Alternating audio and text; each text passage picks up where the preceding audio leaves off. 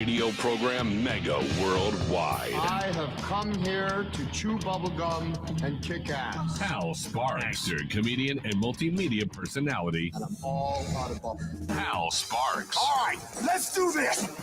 Well, there he is. He's Johnny Million. I'm Hal Sparks, and we're live, and all is well in the universe. You know, Johnny, how you doing, first of all, right out of the gate? Doing great, Hal. How are you doing? I'm all right. I'll be a little choppy today because I think the rain affects the internet where I am a little bit, more than other places, and that's okay. That's I don't know why that is. I guess it's an LA thing. You know, in Seattle, if the sun comes out, the internet dies. So it's a trade-off, and of course, hashtag Rip Portland. That said, I think a lot of folks this week, I think the big talking points, did you get a chance to see the Tucker Carlson, Vladimir Putin propaganda fest? That was... Oh, that sounds sexy.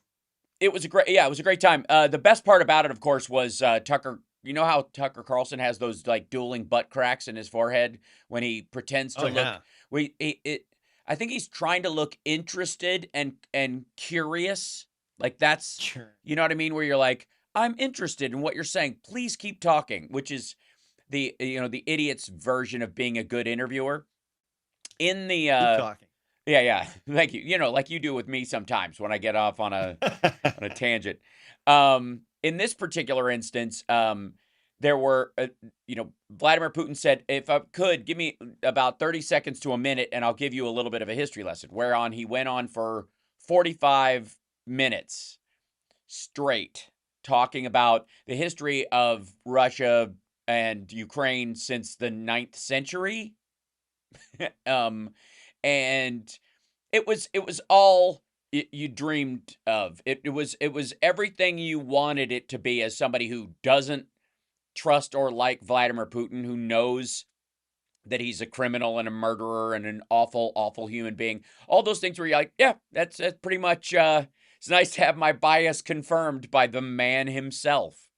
And indeed, that is what happened in this particular instance. Putin had went on about how, basically Ukraine is like half of it's Poland's. Anything west of the Dnipro is Poland, basically. Anything east of the Dnipro is Russia, and we'll just call it quits. Never mind the fact that borders have been in existence for decades, if not hundreds of years. Is that Ukraine? That was the debate about Ukraine versus the Ukraine, right? Well, whether it's a territory of Russia. That's when someone calls it the Ukraine, what they're saying is they believe that it's a territory of Russia, and if they say Ukraine, it's a country. Imagine, if you will, if people referred to Taiwan or Hong Kong as the Hong Kong or the Taiwan. The idea being it's like it's the state of Hong Kong or the state of Taiwan. That's essentially what they're saying. Or like people in the Chicagoland saying what?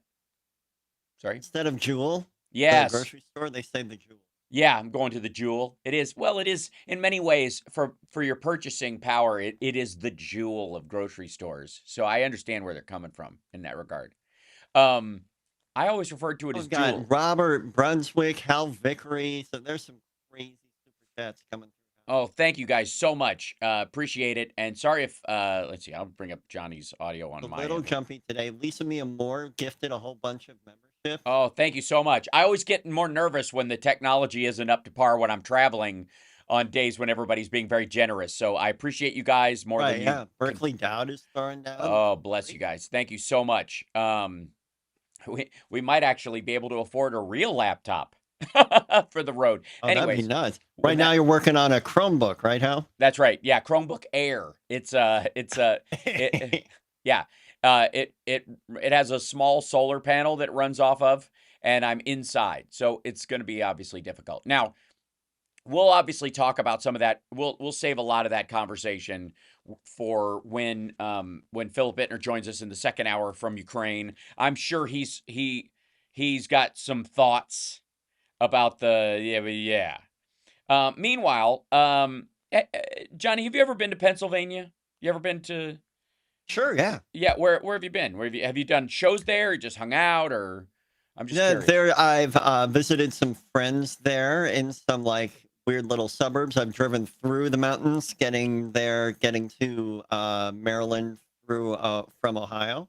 Right. Yeah, Okay. I've been around. All right. So one of the I don't know if you enjoy it while you can, because Uh-oh. first of all because it's not going to be Pennsylvania anymore. They're going to change the name according to Donald Trump. They're Oh, going oh, yeah. what's it gonna be? Well, let me can I let's see if I can I'll see if I can find the audio of him saying it. But yeah, here it is. I think this is Pennsylvania, they'll change the name. They're going to change the name of Pennsylvania. We Yeah. have to. That's We have to win in November. that's his take. Pennsylvania, they'll change the name. They're going to change the name of Pennsylvania. Yeah, they're going to change the name Oh of yeah. Pennsylvania. That's what he said. Now, let me can I Okay. All right. can I explain to folks where that came from? Because as you know, as somebody who's Oh, is this something that he heard on Fox News and is not regurgitating very well? no, more than likely it is a joke he heard from either Don Jr. or Stephen Miller, and he is regurgitating it poorly. But you are right. Now, Okay. here's how it goes. Pennsylvania. What's the other Uh-huh. Sylvania that you know from besides, I suppose, a line of dishwashers or something? What's the other famous name of a place that ends in Sylvania? Transylvania. There you go. And what is a big issue with Republicans and women's sports and kids and blah blah blah? Vampires. No. Oh. Trans people. Man, I thought I had it. I was all You set. were so close. And so there is a running right-wing gag that in relation to women and men's sports, that the Democrats are going to change the name of Pennsylvania to Transylvania. And yeah, Oh, I see. yeah, it's just Because because trans, right? Exactly, and because I guess that like vampires, we eat babies. That's the other. If you believe Roseanne, which you should not do on basically anything. But that said, that's where he got I that think from. Roseanne's take on baby eating is probably pretty close. Yeah, I think so she's onto something. She talks about it in a way where I'm like, she looks like she would know. It's a strange thing. But yeah, that's where that comes from. That's where that gag comes from. And what it is that like many things that kind of float through Trump's empty dome and bounce around and then fall out of his face via his horrifyingly cat butt shaped mouth, is that he doesn't necessarily either get or understand the joke. That he thinks it's a real thing. So I'm glad to clear that up for everybody. They're going to change the name. They're going to change the name. Yeah, they're going to change it to Transylvania because the trans and the trans stuff. They're going to change the name. I will say the upside of the multiple flubs he had right after, by the way, everybody was jumping on Biden after the report came out that that Biden would basically you wouldn't be able to pin him down in front of a jury because he would come across as a likable elderly man with a poor memory, was what that report said, which was like, it's completely unprofessional. It's ridiculous, but it doesn't matter because that means that the guy who was listening fell for it, but still hates Biden because he's supposed to, because he's a Trump appointee and he's got to. But the one thing you can't do, Biden, people ask why I don't make fun of Biden or and his flubs, is because he's never once said, I have the best words and I know, or the best meows, as it were. Right? Flora has the best words. She that does. Was one of them. Absolutely. So at no point has he ever claimed that he doesn't gaffe, that he doesn't, he's talked about his stutter rather openly. He said, he's very comfortable talking about the fact that he misspeaks on occasion, and like we all do. Yeah. Everybody flips a word. Everybody does stuff like that, especially when you're talking for long periods of time over very serious topics or around multiple topics. Overlaying one word when you're talking about a secondary topic is not that weird. Heck, I've been caught reading the chat while speaking and literally found myself slipping a word I just read into what I just said and went, wait a minute. all the time. Yeah. It's a crazy reflex. And if you have a teleprompter, it's very similar.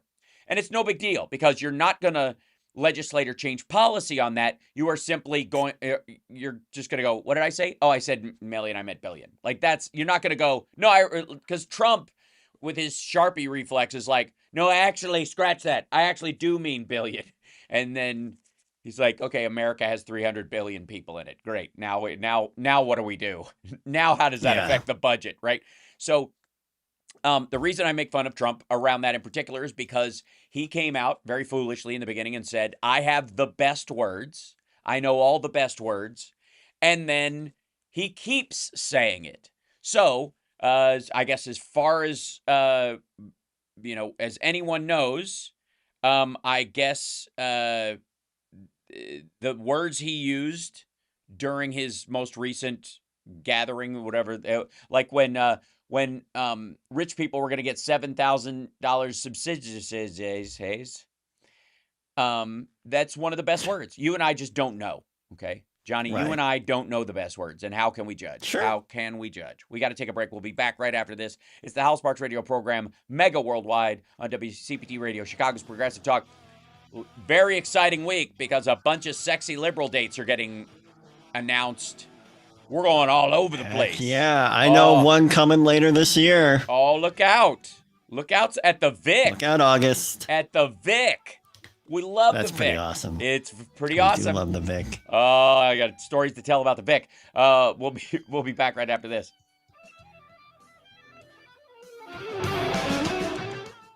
All right, now I got to open up the chat on my side because I'm trying to make this thing not like I'm trying to lower the amount of pressure I'm putting on my computer. Yeah, I'm looking at the stream on my phone, and we are pretty max headroomy. Yeah, I know. I'm trying to fix that.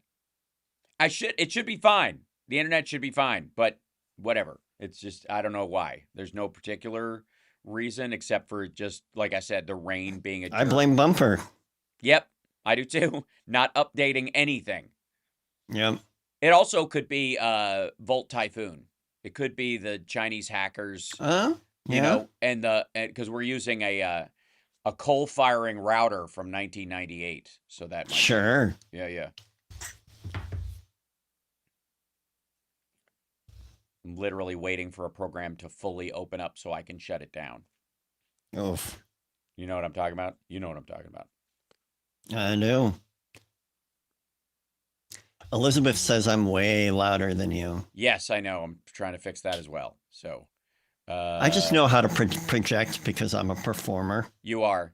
You're professional. And I worry about such things. He'll catch on. Yeah. Someday. Don't count on it. Google Chrome, that's fine. Let's see. All that other stuff has to be open. Okay. That's the best I can do. Whew. And then, yeah, thank you. And then I'll bring this down a little bit on our end, and it should be fine, I think. Oh, yeah, that's why. Hold on. Check it. Oh, because it's not using. That's the wrong mic. I see. I see. I get the picture. That's the wrong mic. That's the wrong mic. That's the wrong mic. You're a terrible person. Quit that. All right. I love it. Properties. Macro. Got a wave. Check. That should be a little bit better. Check. That's you're very loud. Then I should be louder even now. And there we go. That should be a little bit better, I think. Okay. Check 1, 2. We shall see what we shall see. 10 seconds. Thank you. Thank you. Now I should be about equal to where you are, I think. So hopefully. Yay. Yeah. Welcome back to the Hal Sparks radio program, Mega Worldwide. So, the obviously the other big, okay, how do I even put this? There are so many stories floating around in sort of political circles right now, and so many revelations that keep coming out. There's kind of this constant flood of stuff, but the biggest one, obviously, is the border bill. The actual material piece of legislation, the thing that actually affects people's lives, and the brutal and hilarious irony that the Republicans once again think something is a crisis that is costing Americans their lives and their livelihoods, but it can wait. It can wait for months, if not years, because even in their fantasy world where Donald Trump wins and takes the presidency next year, he still wouldn't put this same bill up at all, which means another negotiated bill would have to go through. It would still have to get, enough.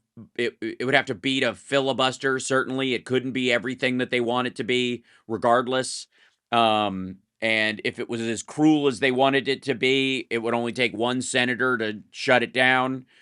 Yeah. And the idea that they would somehow be able to pressure every single Democrat somehow into going along with Donald Trump's idea of, I suppose, mounting 50 cals on top of the wall and digging a moat and filling it with alligators and acid. Hydrochloric acid, obviously, not the psychedelic, which would be really weird for the alligators, I think, now that I think about it.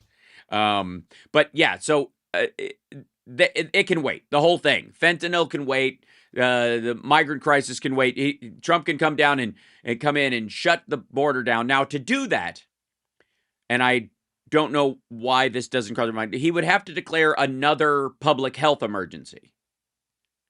Oh, he's good at that. Yeah. Well, I mean, he obviously did. One of the curious things you'll see on the internet amongst his biggest supporters, especially his biggest Q-leaning celebrity supporters, is that it was indeed Donald Trump who started the lockdowns. It was indeed Donald Trump who promoted the vaccines. It was indeed Operation Warp Speed that rushed the whole thing and made short shrift of vaccine safety and jumped through all these tests and made everything move as fast as they possibly could, which made everybody nervous about taking them on the maggot side of the equation. Lots of them are very down on Donald Trump specifically for that reason. The other reason they are down on Donald Trump, of course, is that even if he served, he could only serve 4 years. That he will not be back in office for a full 8. They desperately need, somebody to be in there. What about the people that say he's currently president now? Yeah, those people have gotten very quiet. There's still 8 or 10 of them. The Daily Show can occasionally find a few of those folks at the Trump rallies, and they go to all of them. They do. I gotta say, early on, it was lunacy, but it looked like they thought it was plausible for real. It's been years now. Years.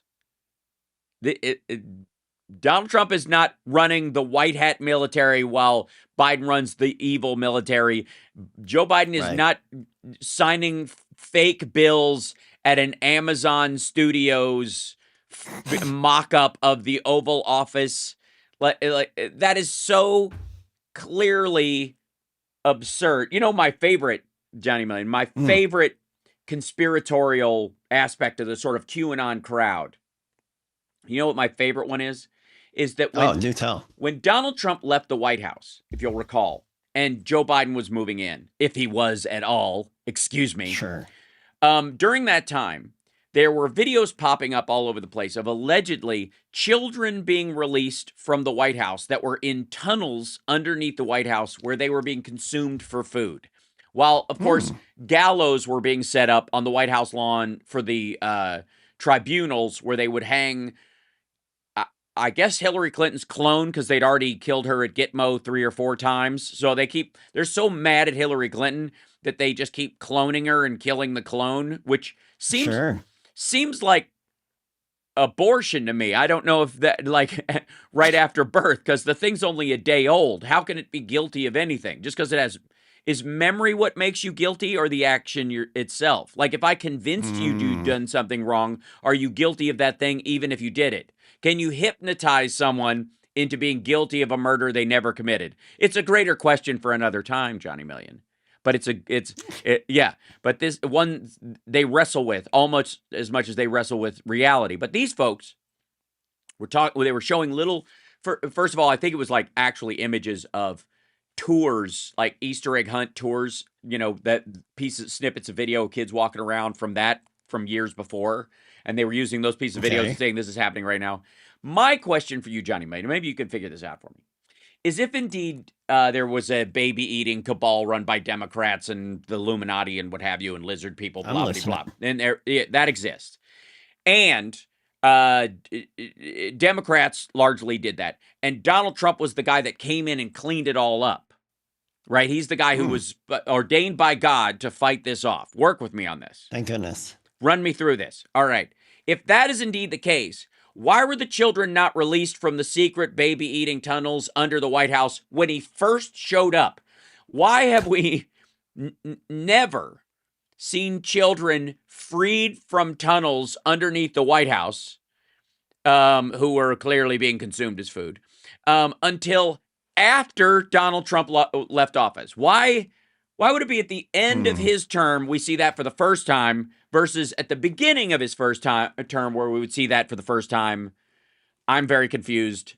Johnny, I don't know. You don't eat babies like that all at once, So like maybe they were like baby parts, so they weren't all that mobile. I don't know. See, that still would be at the beginning, though, because the idea is that he doesn't do it and they do it, and that Obama was engaged in it, and even, I mean, Cheney, I got to say, almost like you had me at Cheney. Like, if you're like, as politicians go, and you have a list, who would eat babies? And you're like, that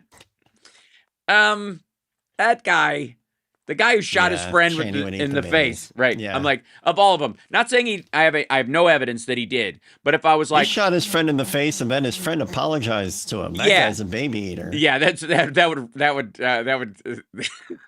would. I'm convinced that if I had to pick one, he'd be the one. Yeah. That said, again, why were there no children released? Let's say as soon as Trump got into office, wouldn't you, Johnny Million? Let's say you're president. You come in, you take the oath. Everything I'm full of babies. Everything your cult members said was true, right?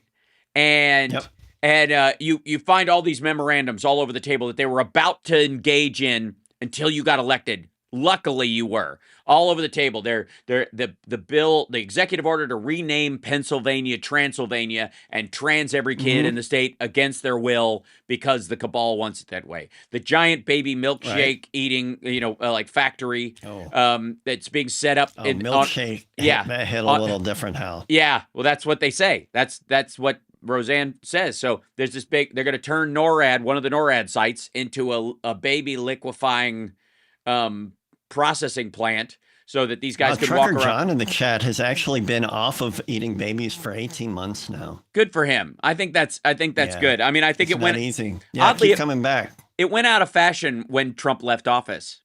Oddly enough, is my point. But let's just say you go in there and all these things are laid out in front of you. Like this bill, this executive order to give rich people $7,000 subsidies. The executive order that the last president was going to sign that was going to make Covfefe the national beverage. And you're like, thank God I got here just in time. And then you see, oh, by the way, the basement is full of babies and they're all set to be put in a blender at about noon to feed the lizard aliens that you defeated in the election. Would you wait 4 years to set them free? It depends on my mood. Probably depends on my mood. It would. You're that way. I know that about you. You're like I wake up every day and be like, today's not the day. I like the babies where they are. You get around to it when you get around to it. That's the thing. That I think that's as soon as I let the babies go, where do they go? Yeah, that's the Johnny Million when he runs for president. That's what it's going to say on the bumper sticker. We'll get around to it when we get around to it. Like, no, Yeah. promises And made. then ... specifically babies. Yeah, promises made. We'll see. That's the thing. We got to take a break. We'll be back right after this. I mean, talk about a boy, was that a cul-de-sac of weirdness. But again, it's a question that plagues me. It's the Hal Sparks radio program, Mega Worldwide, on WCPT Radio, Chicago's Progressive Talk.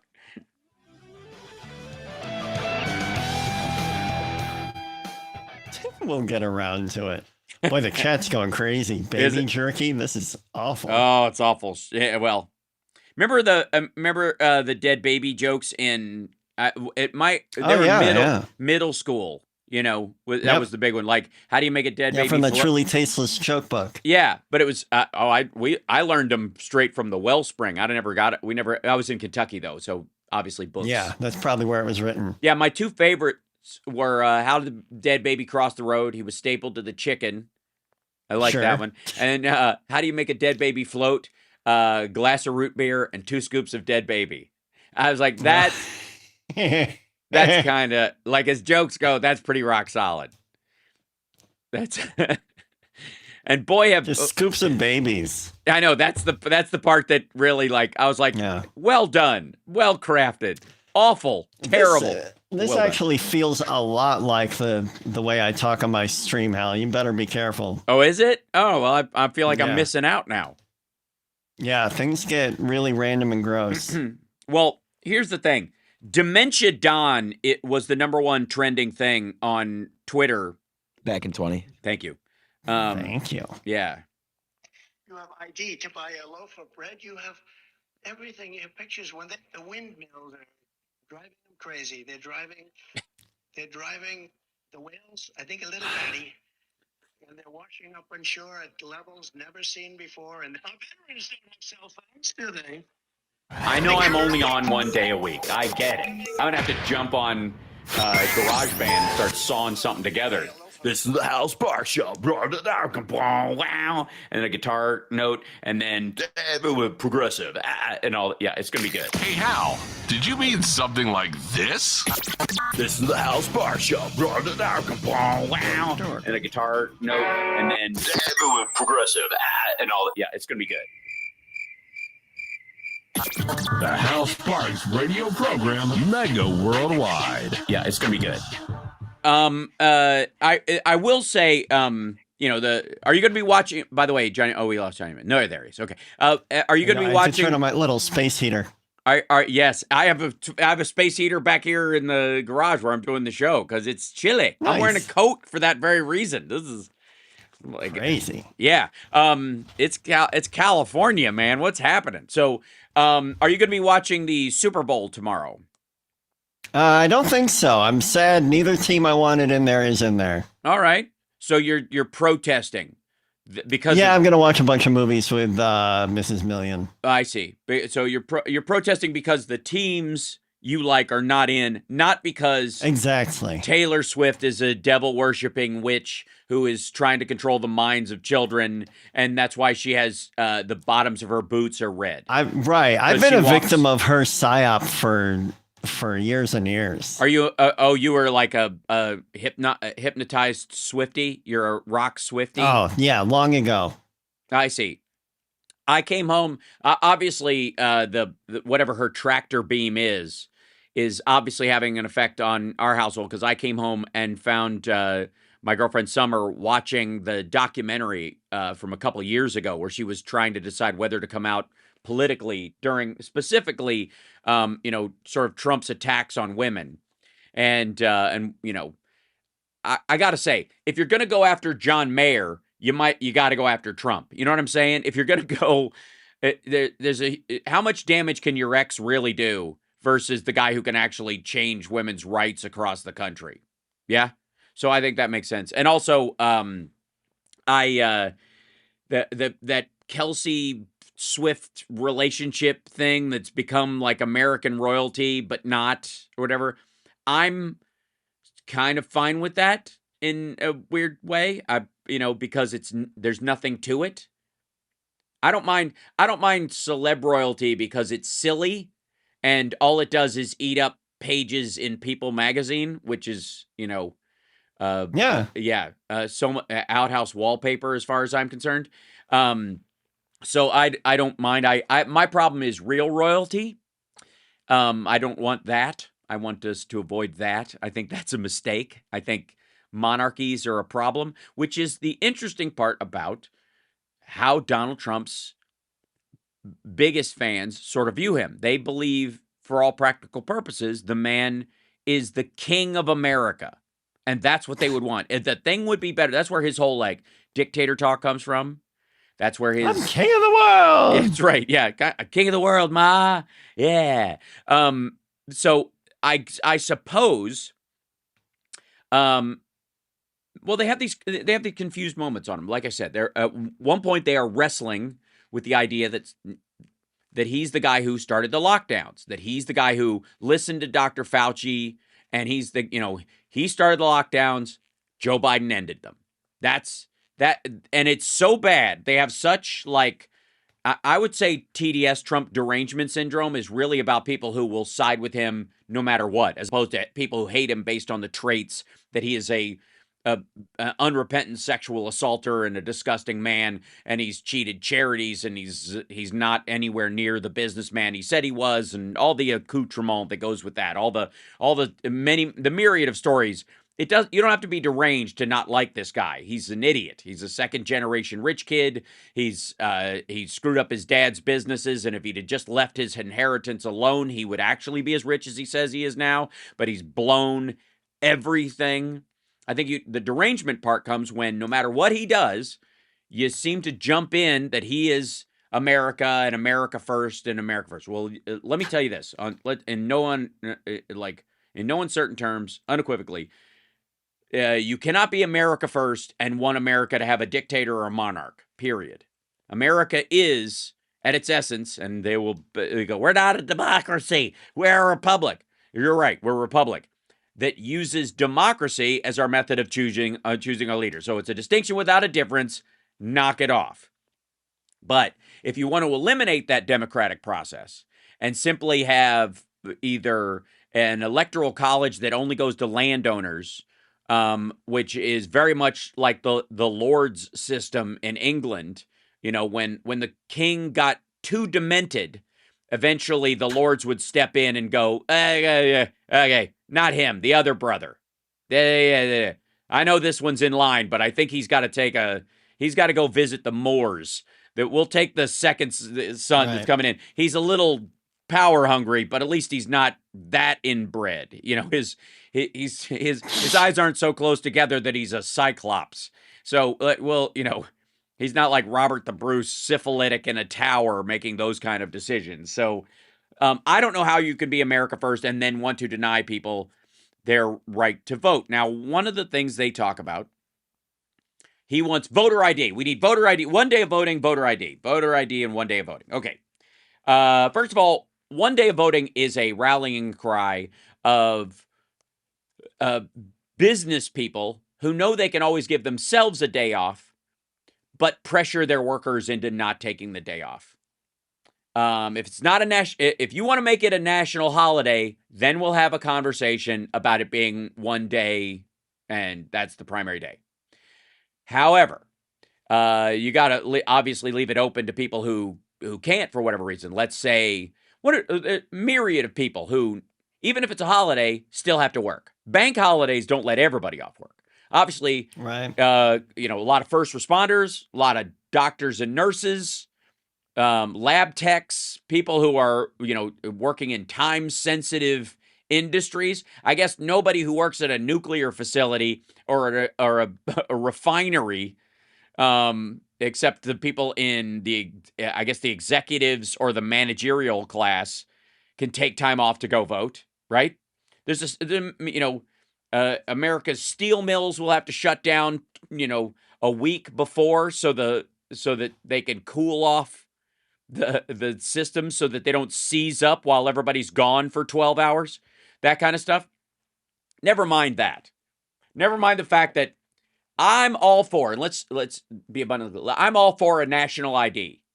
You want voter ID, Cool. But that means every U.S. citizen gets an ID card that is theirs, that has their thumbprint or their iris or something identifiable that goes with their person attached to this thing that proves that this is who they are and they are this, and that the federal government gives you this and no one can take it away. You cannot, unlike a driver's license or any of these other IDs that they have in the state where they can be kept while you're awaiting trial, or if you're out on bond, or if you have a traffic citation, because that used to be the gig. They used to do it, is they would take away your ID, take your driver's license. I'm going to hang on to your driver's license until you show up for court.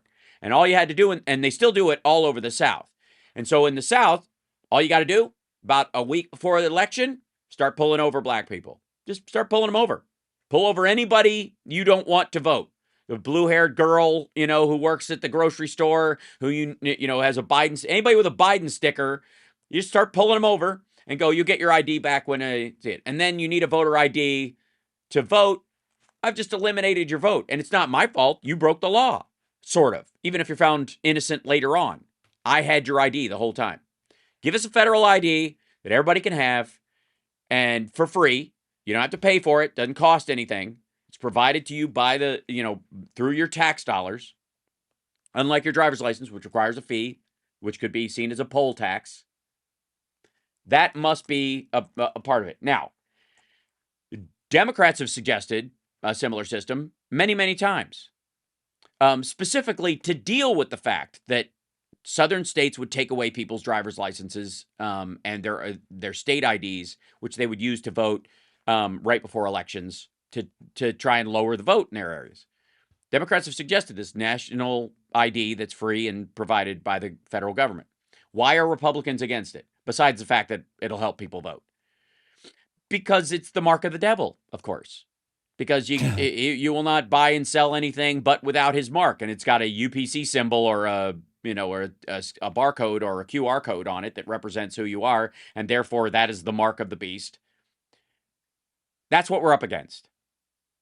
That's what Speaker Mike Johnson represents. This is the ad absurdum direction of the Republican Party. This is where that leads to. In the same way that Ronald Reagan's statement about the 7 or 11 worst words you can hear is "I'm from the government and I'm here to help you," that whole business, being the scariest phrase you can ever hear. The ad absurdum situation you find yourself in is the Rand Paul anarchical idea that we should be able to drown our entire government in the bathtub. Never mind. In a bathtub. Yeah, right. Never mind it. Never, you can't be protected from, natural disasters or foreign influence or any of these things if your government is that small when your country is this big. And never mind the fact that it would allow the worst kind of multinational corporations to run roughshod over every safety precaution that we have come to expect in this country. And never mind what it would do for food safety or vehicle safety or the FAA, for God's sake. Never mind that. It's just flat out un-American. Why would you want to kneecap your own government in the face of the threats that you say exist in the world? If Donald Trump is saying to these Republicans, they're not sending their best, they're sending criminals, they're sending rapists, they're sending drugs, that whole business, which he's just reiterating. I'm sure some of them are fine people. He's running on that. It is the same statement. The whole idea that they're emptying their prisons, they're emptying their mental institutions and insane asylums, and I think those are different things. That him saying this, that's what these countries are up to. If you really believed, which they don't, but if you really believed that this is what they were up to, if you really believed that these governments are multiple governments the world over are engaged in a conspiracy to dump their criminally insane and violent perpetrators in Mexico and give them a compass and a bottle of water and just say, walk north, and attack the United States as an invasion of crazy people like it's a zombie attack. If you really believed that, then why would you want the government that small? How do you seal the border with a government that small?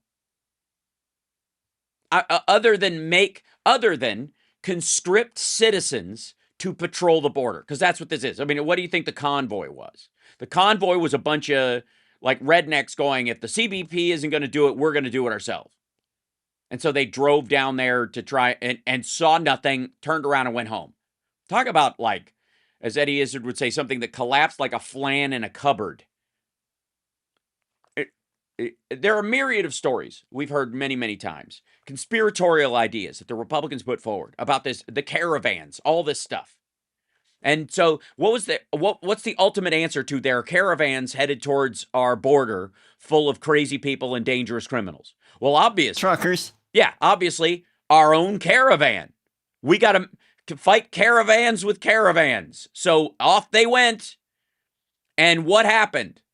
They drove down there, set up this little cardboard stage that looked like it was, the porch of a Cracker Barrel, had Sarah Palin talk for 8 minutes, paid her 30 grand or some odd number to go down there and speak at this ridiculousness, had Ted Nugent come down there and play like a semi-acoustic set. I don't know. He had a hollow body and a Kemper and no drums. I don't know what the heck that was.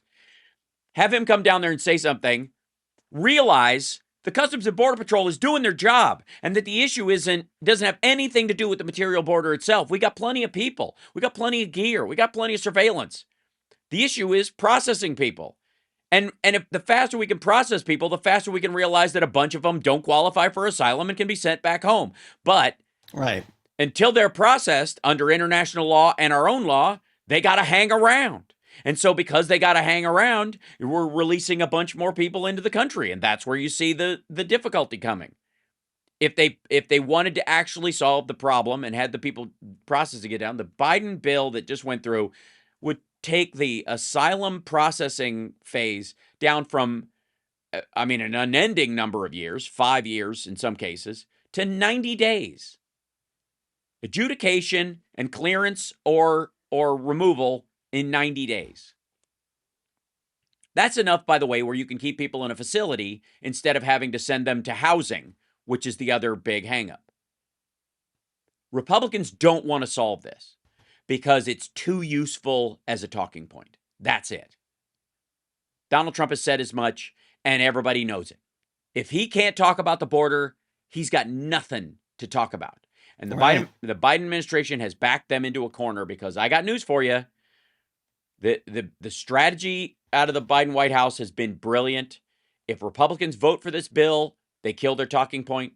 And if they don't vote for this bill, they kill their talking point. And Democrats are going to keep bringing this up for the next 5 months until it either passes or they get all the way to the end of the primary. He is now the nominee, and they could just hang it around his neck like an albatross. We got to take a break. We'll be back right after this. It's the Hal Sparks radio program, Mega Worldwide.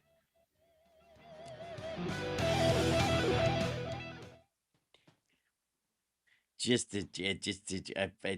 find it so aggravating. Okay, where's the...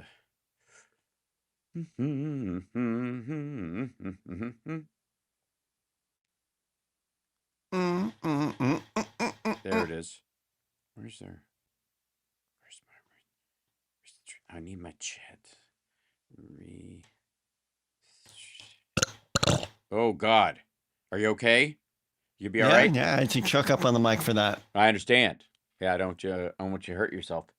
Hi, chat room. There, now I can see him. I had to bring it up. Well, I had to bring it up on my phone. I was trying like 10 different ways to make it come up on my computer without it eating processing speed, and it shouldn't take that much, but hello. Hi, Celery. Hi, 1277.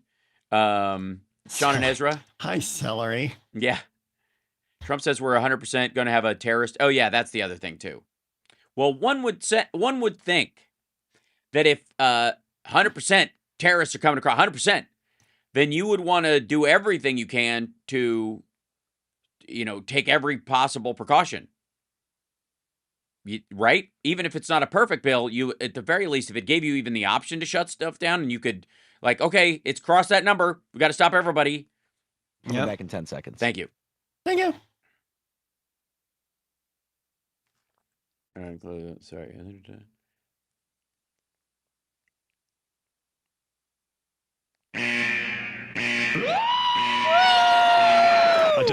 Attention, stop what you're doing.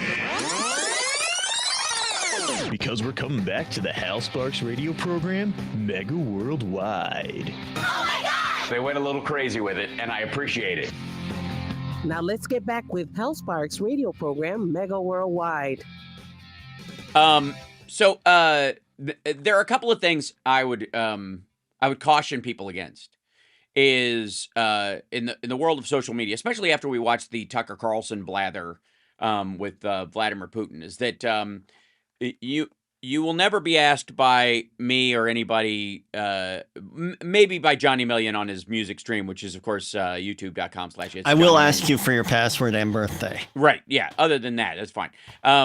But to like, I guess, put aside your critical thinking skills and operate on some sort of artificial naivete. You know, I'm not going to ever ask anybody to do that. I'm, as a matter of fact, quite the opposite.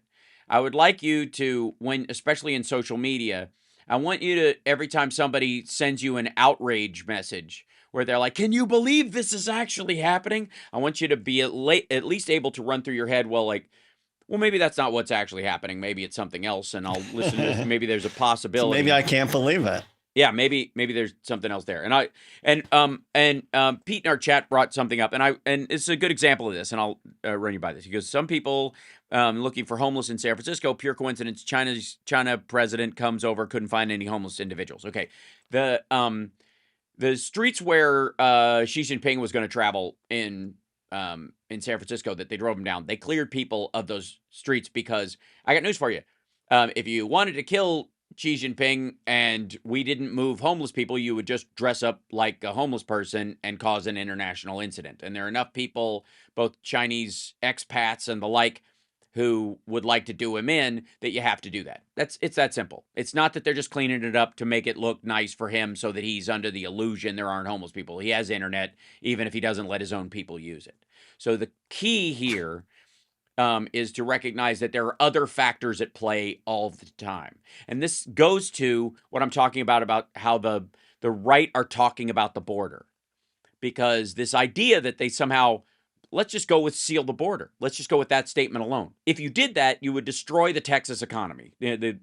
Right now, Mexico is America's biggest trading partner. They outpaced China starting last year. Imports from Mexico have now officially outpaced China for 2 quarters for the first time in decades.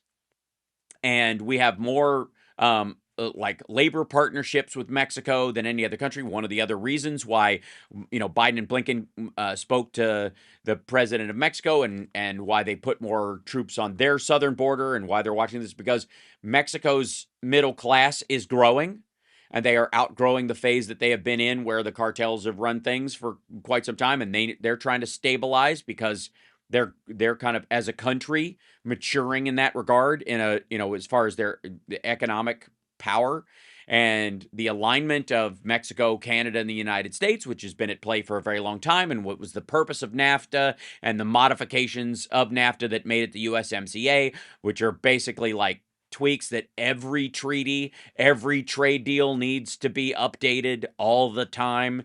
We call these things a constant name without recognizing there are revisions and versions every single time these things come up. That they're doing this out of their own sort of self-preservation of their ideas and what they want to accomplish, as much as they are trying to help us, or they're afraid of what we might do to them, for the record. So I would encourage people to kind of is there someone walking around with a bucket? Is something? That's Phil. Oh, fill your bucket. Sorry. Oh, fill your bucket.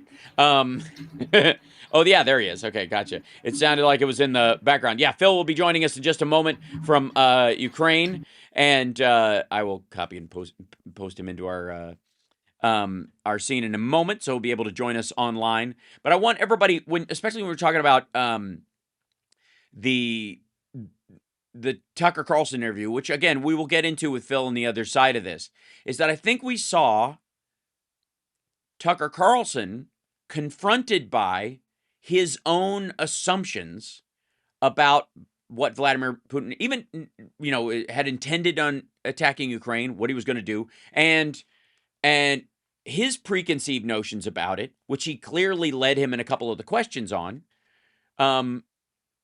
were called into question right in front of him. The post interview clip that that was up on, I think, the Christian Broadcasting Network that they had posted of Tucker Carlson right after he did his interview, showed a Tucker Carlson that was baffled by what he was hearing, and that I guess he was expecting to roll in there, talk to the person that Donald Trump has described, a man sharp as a tack who knows what he's doing and wouldn't have done any of this but for the big bad old USA and NATO made him. And when that turned out not to be the case, he was confronted with his own BS. It's one of the reasons why this will, as far as news cycle go, come and go embarrassingly fast for Elon and for Tucker Carlson and for any of the sort of Putin sucks that have been operating in the background. And like I said, we'll talk with Phil about that at the top of the hour. But it is indicative of a certain kind of malady you will find in social media around certain talking points that they just gain ground. And I guess it's the old, lie is halfway around the world before the truth gets its pants on, which is what was the truth and the lie doing in bed in the first place? It's a very curious thing. I guess the truth should never take its pants off, I think is the moral of that story, I suppose. Yeah, keep your pants on. Yeah, right. Hey, truth, keep your pants on. That's except when you're driving. Pants off when driving. All right, that's it. We're getting a series. Look, at some point when you run for office, Johnny Million, you're gonna have the weirdest set of bumper stickers of any candidate this side of Lyndon. Whenever you get around to it, pants off when driving. That's not at all. Whatever. That's just your way of making friends with truckers. You're embarrassing Phil. He's in the background covering his eyes. He loves it. He's having this. The chat knows what I'm talking about. Ask Andrea. Andrea takes her pants off every day on my stream and drives home like a bat out of hell. Well, you don't want to get stuck in traffic that way again. That's the only way to be safe. Is it? Okay, I'll take your word for it. Is it? Is it though? Is it? Because I got news for you. If I tried that, I'd have all kinds of folks following me home, asking me all kinds of questions. That's right. Absolutely. That said, by the way, don't forget, Johnny Million does have a live stream where most of this will make sense if you actually watch him. It will. Do any of this stuff. And I would like to bring up, if I can, so much guitar on the stream. Well, much guitar. I should hope so. The whole time. By the way, I just want to say that the Sexy Liberal is coming to Minneapolis, Philly, Madison, Wisconsin, Albuquerque, New Mexico, Seattle, Denver, Boston, Atlanta, New York City, Portland, Durham. New York City!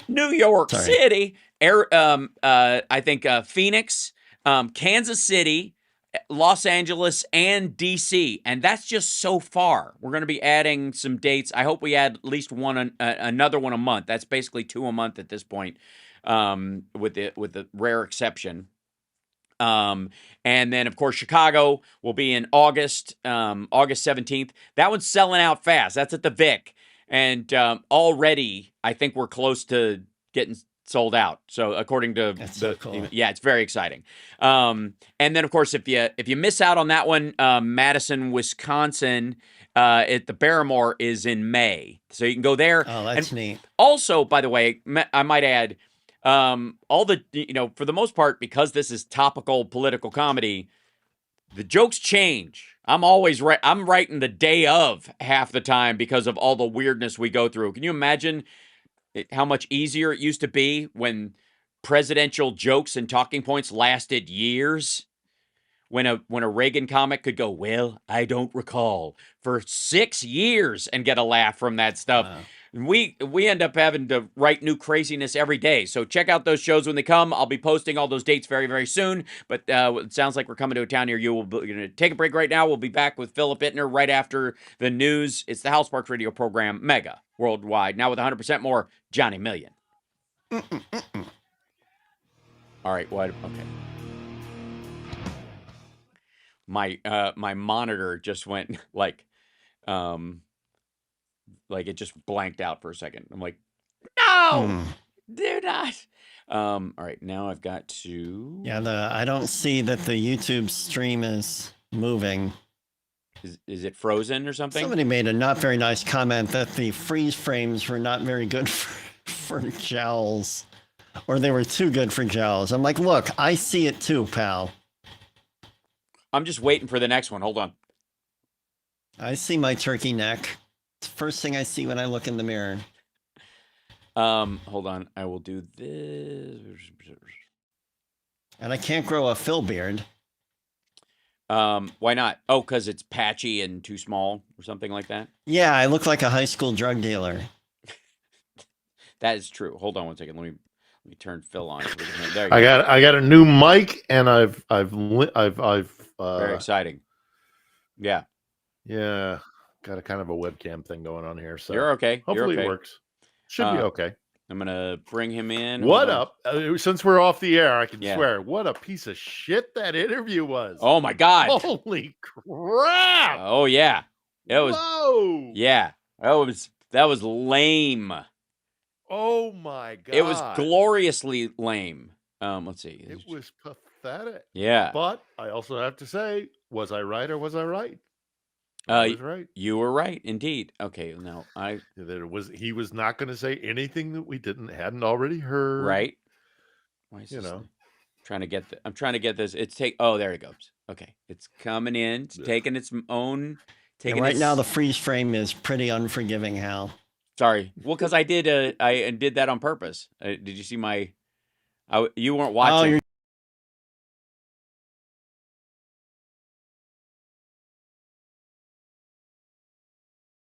And lost audio. Oops, that's weird. Hold on. There we go. Back here. Sorry, one second. Okay, better. Maybe I'll just go like.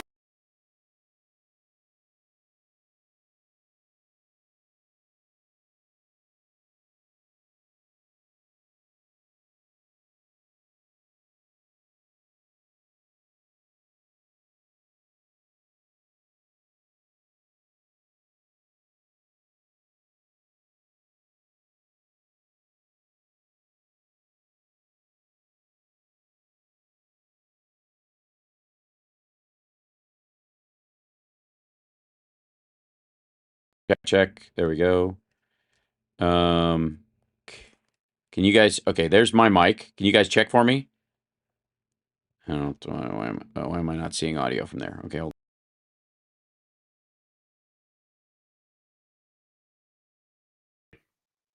Now we're fine. Hold on. No. Yep, better. 1 second. How caught I got it. I think. Yeah, there we go. We're fine. At the limit of your bandwidth? Yeah, just about. It would seem so. Yeah. Yep, we're better, I think, a little bit. I just have to, shut certain windows and stuff. I think I'm going to have to, I'm going to close the disk. Shut down all that porn. That's true. It's a good point. Although, I don't really use, that's what the Apple Vision's for. At all times. You and Alex Jones. Well, no, doesn't he just have trans people on his phone? Isn't that the whole thing? On his phone. Yeah, on his phone. He was looking at trans porn. He was looking at pictures of Blair White, trying to find nude pictures of Blair White. I don't know why Phil's so much projection. Yep. So okay, much we can. Projection. And Johnny, can you talk for me? All right. Why do I hear him and not you? I don't know. I can. And I don't hear Chicago. I can disconnect all, Can you hear me now? all my stuff. Oh, I hear Chicago. Yep. Johnny, I don't hear you though. We're back in 20. Okay, thank you. Thank you, Chicago. I hear you as well. Yep. Johnny, hold on. What's your I don't know why I'm not hearing Johnny all of a sudden. Breaker. Yeah, we don't hear you, Johnny. I hear Johnny. You do? I hear him too. Okay. I don't. That's weird. Mega Worldwide. I've had people walk out of me before, but not when I was being so charming. Video streaming at houseparks.com. I don't care for you or for the putrid sludge you're troweling out. Damn, fuss-faced little stick. True progressive talk. Might be a good time for you guys to give up. Well, I'm of course having issues hearing Johnny Million, which is hilarious during this whole thing. So we'll figure out a way to make that work for me. But Philip Bittner joins us right now from Kiev. How are you, sir? Welcome. Okay. All right. It's been relatively quiet for the last couple of nights here in Kiev, but sadly other places around the country are getting pelted because they're running out of air defense munitions. Yep. Yeah. Kharkiv got really hit badly today. Really tragic stories out of there, and could have been preventable had we not, stopped sending ammunition here. Right. We're now 4 or 5 months since we had a shipment from the States. At least the Europeans are stepping up, but Yep. Missiles are getting through, and that's because we're not giving these people the defenses or the weaponry that we need to. And then, of course, there's the interview to discuss, which Yes. I will discuss one time and one time only, because As you do. that's all it is worthy of. Right. But before we talk about like what was said in whatever that thing was, because I don't know if it was an interview or just a kind of a diatribe by an indicted war criminal. Right. I will say this Mm-hmm. before we talk about what was discussed and what was said. On a professional level, it was pathetic. Yes. It was. I mean, like as an interviewer, I have been a journalist for 30 years. I have conducted literally hundreds of interviews. Yeah. That was bad. I Yeah. mean, that was just professionally bad. Yeah. He was unprepared. He was clearly out of his depth. Carlson, I'm talking about here. He didn't know his subject matter. He was lost. He completely lost control of the dialogue. I mean, now in an interview, it's kind of like a tango interview. You can let somebody else lead for a while, but there's got to be a back and forth, and he never had that. Right. And he just let Putin say and just drone on. I mean, my God! I mean, he tried occasionally, I guess, to interrupt, during like a 30 or 40-minute just bizarre, unhinged, just vomiting of this, the weird take on European history. Yeah. I mean, it was just professionally on a purely professional level, aside from anything that was discussed. It was a catastrophe. It was just really and boring. My God. Right. Well, that was the other aspect of it that I thought was very curious. Was you had so many of these folks that were, or so many of these moments rather, where it looked like he was like trying to get him back on track a little bit, because he knew he was doing this without editing. Right. He knew he was doing this. The whole point they made was that he's gonna do this thing, and we're not gonna cut anything out, because that's what the Western media would do. And then it's like Putin just jumped on this and went, oh, I can just keep talking, and this idiot has to actually, I guess, say it. Yeah, like he filibustered it. Yeah. I mean, look, you can say what you want, and I know the MAGA types have this criticism of like Western media, but there's a reason why we edit interviews. Yeah. Because it makes it flow better. You can actually cut things out when it's superfluous and just a waste of time. We're wasting everybody's time. That's why you edit. That's one of the reasons why you edit. But it was just, I mean, and the softball questions and the clear lies that he was saying, that Tucker didn't even have the experience or the intellectual curiosity to be forearmed, and forewarned is forearmed. It's to to be able to push back on what he was clearly going to lie about these things. Yeah. And Tucker wasn't prepared at all. And the thing is, Hal, here's like, I've been thinking about what I wanted to say to you tonight about this and to the audience. Right. Look, man, he didn't have to be. It's not like he had to go in there and be combative. There are lots of ways to interview a person, and this is a head of state, and you don't want to get necessary. It doesn't have to be adversarial, but he could have at least asked questions that had substance to him. But he was so unprepared that he didn't. Like, I can think of two off the. I was thinking about this today. I can think of two. Right. It would have been an easy thing for him to do. He could have brought up the indictment by the ICC and said, Mr. President, here is your opportunity to respond to the indictment and the accusation that has been leveled against you. You are a world leader. It is an unusual thing that you have been indicted, and you're limited in your movement. What would you like to say to the Hague? And that's not adversarial. That's giving him an opportunity to respond to the indictment. Yes. Or he could have said, hey, the United States is saying that they might consider,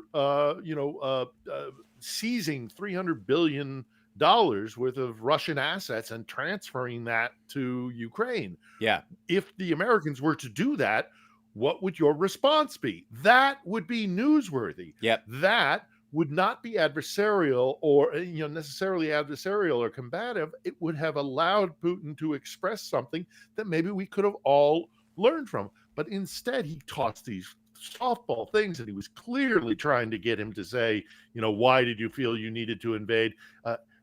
Vladimir, just say NATO. Just say NATO. That's all you have to do. Right. And he goes on this, thing about, historical, reasons why Poland was responsible for the Nazi invasion. I mean, it's just absolutely that part, I have to say, out of control. Yeah, that part was kind of amazing. And it seemed like the part that had the biggest kind of reaction from what little reaction there was from Tucker Carlson, where he was just basically like looking at him like he was crazy, which is one of his shticks. Was his you got this real recognition, like, oh, I'm not going to get from this what I thought I was going to get from this. I am being a useful idiot. That's the face you have when you realize Hillary Clinton is right about you. Because she called him a useful idiot yesterday, and she's absolutely right that he keyed himself up, and he was like, the other thing too is Tucker Carlson constantly using the "we" phrase, just like Trump does, which is like all of a sudden when you're in trouble and you're making stupid mistakes and you're making ridiculous decisions, suddenly it's we. It's not me. I'm not interviewing him. We're interviewing. The reason we're interviewing is like nobody else is sitting there. Nobody's feeding you questions. You don't have a producer and an earpiece. You've got a translator, and that's you. So you are interviewing. This is Barbara Walters didn't lay off all of her any bad interviews that she might have had over the years on 60 Minutes or CBS or you know what I mean? Like it was the Barbara Walters interview. Like this was the Tucker Carlson network on TCN on X, which is just like, I mean, good Lord. I mean, I'm so shocked that Elon Musk doesn't change the name of Twitter to Molly now, because it's just a weird, dumb drug reference. But at what point, you talk about this a lot. He brought up Catherine the Great. And I think a lot of people kind of take for granted in what you're talking about how like nervous he is about losing the ground that Catherine the Great got and won. Mm-hmm. And it's obviously on his mind. It's obviously paramount to, and could it be that there was economic reasons why over the next decade, if he didn't seize Ukraine or attack Ukraine, Crimea would have economically slipped away from his control over the course of the next decade, and that the Donbass in that area would have drifted away and more towards Europe. If let's say Ukraine makes a deal, the Donbass and Crimea are still under Russian control, but everybody there starts balking at it and going, why are the other Ukrainians having so much fun? Why are we stuck under you? Well, and it's also a drain on Russian resources. Sure. They're going to have to now pay pensions in the 4 quote unquote new republics that they've been, forcibly, they took a referendum basically under the gun, so you know that's legitimate. But okay, so he's absorbed four more, not republics, but what are called oblasts. Oblasts, like a state. Provinces or state. Yeah. But now that you bought it, you own it, baby. You got to take care of it. You know, and that's going to be a drain on Russia's coffers. And Russia doesn't have a very good history when it comes to taking care of its provinces and its outlying oblasts. I mean, take your pick. Go to Murmansk. Go to Arkhangelsk. Go to Perm. You know, the drop off from St. Petersburg and Moscow down to the provinces is huge. Yeah. And so now is Donbass is like Zaporizhia Oblast or Kherson Oblast, which has now been absorbed into Russia. Are they going to be taken care of? Because again, not a good record. I agree 100%. I think he is realizing he is in a really desperate state, and I have seen people analyzing this. As you know, I'm kind of involved, in this kind of, whether it's academic stuff who are Russia watchers, people who, unlike Tucker Carlson, spend a lot of time studying this. This is not something for amateurs. This is a topic that is incredibly complex, and Tucker clearly didn't do his due diligence. He clearly didn't have somebody who was brought in to kind of like give him a really intense download of like, okay, this is what he's probably going to say. These are the topics he's going to probably bring up. He did none of that. There are people who dedicate their lives to studying in Russia. He was so out of his depth. Yeah.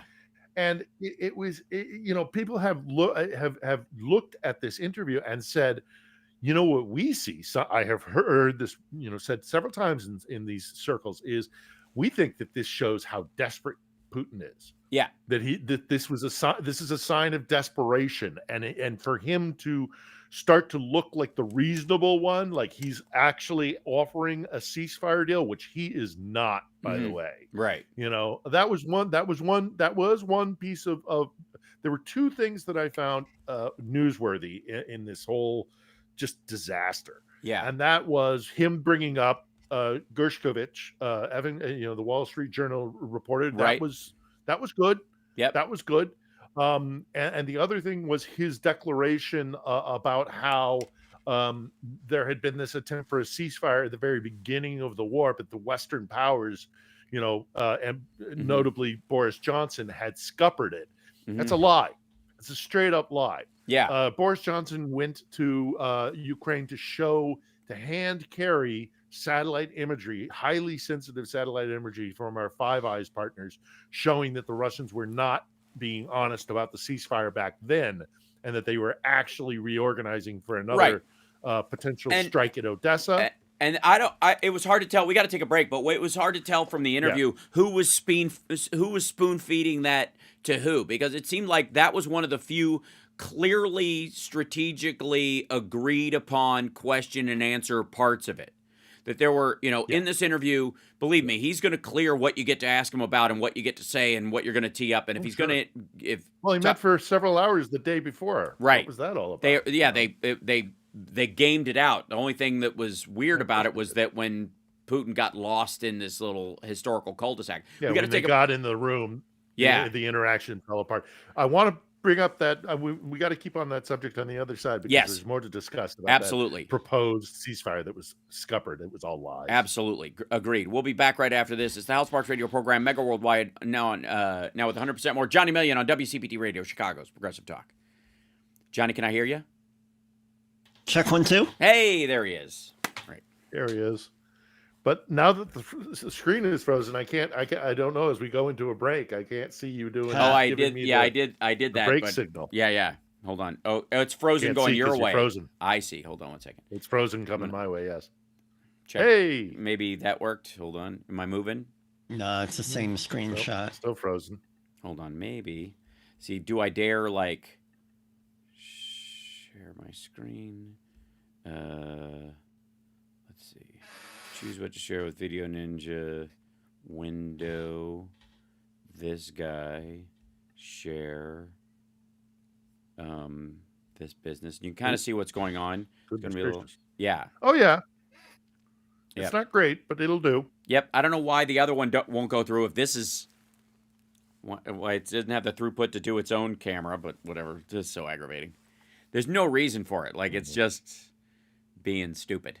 I probably should. Well, yeah. When I'm my documentary is about to be released, by the way, in April. Good. We've discussed in the past the documentary that I'm an executive producer on. So I'm going to start getting some of that cash back. And we could try to help. Oh, thank you. That'd be lovely. That'd be lovely. Start being able to throw some investment here. Nice. Well, hopefully we'll take it up a notch. Yeah, I should probably do the show using eCam when I'm on the road. It's more fluid than OBS for whatever reason. Well, you know, you could get a Starlink, seeing as now they're being able to run. Thank you, Elon. Bastard. Yeah. Well, that more. We should talk about. By the way, I won't be able to hear Chicago bring it back. Some of me. I don't know. I'll get. You wanna? Back in 20. 20 seconds.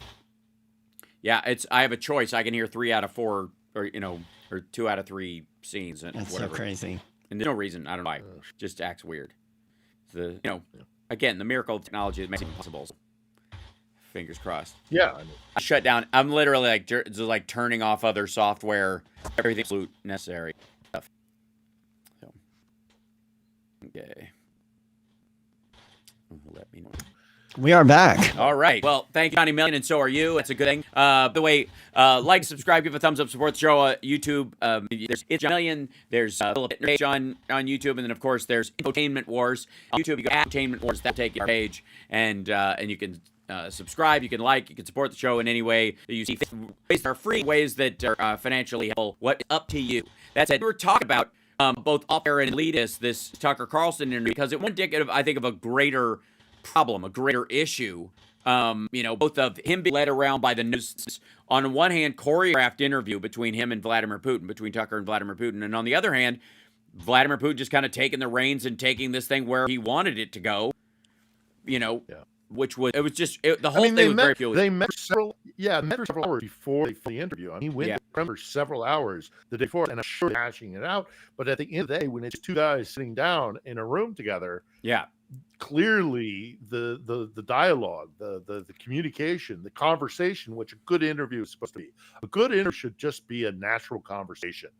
And the interaction between these two men clearly fell apart. I mean, the disdain that Putin was showing for Tucker. I mean, even laughing at him, not being able to get into the CIA. I mean, there was mocking him to his face. It was emasculating, mocking him to his face. It was incredible. But I want to quickly, before we move on, I want to come back to a couple things that were said, because again, but the only two things that I got out of this entire thing, because the rest of it was just useless buttering and nothing we haven't already heard from Vladimir Putin, was again the him bringing it up at the end, like Carl, was good. I think was repeated claimed that there was this ceasefire and that had been forcibly withdrawn by the accusation that a lot of the MAGA types and the pro-Putin types and the supporters of the Kremlin say is that Boris Johnson went down there and forced Zelensky not to take a ceasefire, a peace plan. That's simply not true. Again, he came down and he showed him evidence that we're not being honest about a ceasefire.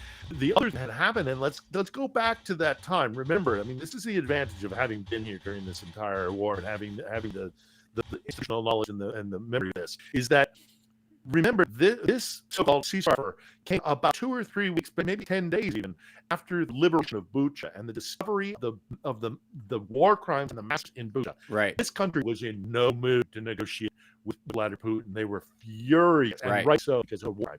Zelensky had announced 10 days after this discovery, body rotting on the road in Bucha, killed, slaughtered, murdered by Russian soldiers. This country would have gone. He would have lost he would kick that off. Right. I mean, think back to that time. So it's not true that a real peace offer at a period of time during the war will just not do. And then thirdly, lastly, where we I want to put this behind us. Is claim that we even pulled back our troops as a show of good faith. We pulled back our troops from the northern suburbs of Kiev. I've been to the northern suburbs of Kiev. I've been to Hostomel. I've been to Bucha. Right. I've seen the graveyards of rusting Russian armor. I've spoken to Ukrainian soldiers who fought there.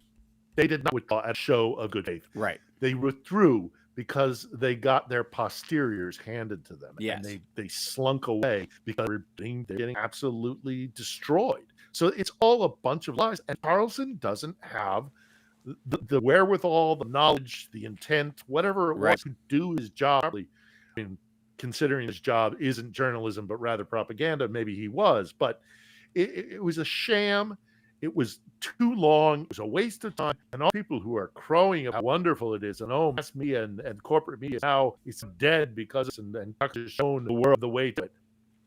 Yeah, I keep clinging to that. Yeah, honest to God, I saw. Yeah, all the interviews and all the kind of post reads, even on the side of things, were in general panned the things both boring and also watching Tucker Carlson basically led around by Vladimir Putin, which is exactly the concern that a lot of people had about what Trump, like Trump basically buying this sort of odd low hypnosis that Putin's able. To him, right? Would come out and go, I can't imagine why it would be Russia business. That's exactly what we hear on the full strong with weak minds. It's that kind of a moment, basically just the whole CIA thing and Biden is in control. We've heard this before. You're not breaking any new ground. Right. I know you want Putin to say this. Right. But we've heard this all before. You're not saying this is not newsworthy. That's right. The other thing I want to talk about, and if you want to move off of this topic, I'm more than happy to talk about it a little bit more. There is more to talk about. Yeah. One thing I definitely want to include here before if